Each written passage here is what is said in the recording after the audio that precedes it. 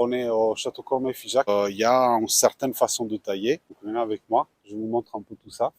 Donc on a mis en place une taille qui s'appelle gouillot double unidirectionnel.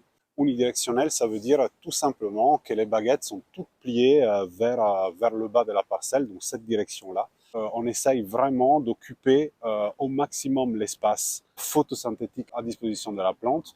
Et aussi, un autre avantage de cette taille, c'est le fait de ne pas avoir de croisement avec les pieds qui sont à côté.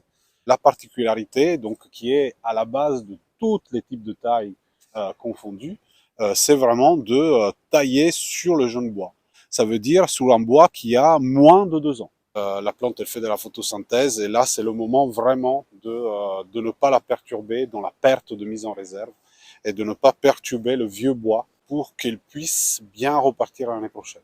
Si vous voyez ici, donc on a un bois de 1 an qui a porté les raisins de l'année cette année. Donc vous les voyez ici, hein, les raisins, c'est ça qui a donné les vendanges de cette année. Et donc moi je me concentrerai uniquement à tailler sur ces 2 âges de bois là, bois de 1 et bois de 2 ans. Donc après le bois de 2 ans, il est inséré sur du bois de 3 ans. Donc, et ça, ce bois-là, il fait partie intégrante de la structure primaire du pied.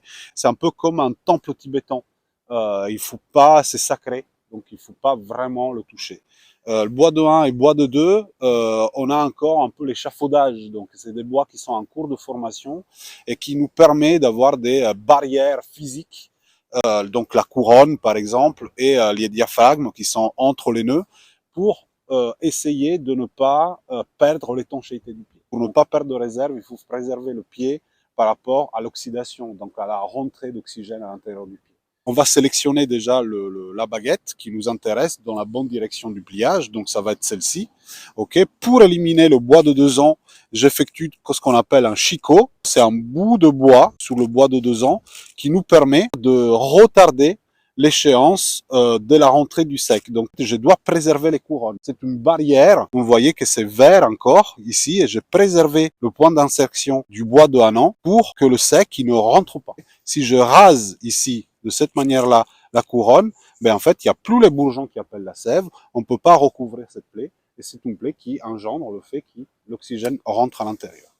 Donc une fois que j'ai choisi mes 2 baguettes, ben, je la coupe en certaines longueurs. On a 7 bourgeons, donc on va charger le pied à 1 bourgeon de plus. Donc on le fait évoluer. Il a une jolie vigueur, la taille des bois, elle est correcte. Les bois, ils sont arrivés au dernier fil sur tous les sarments du pied.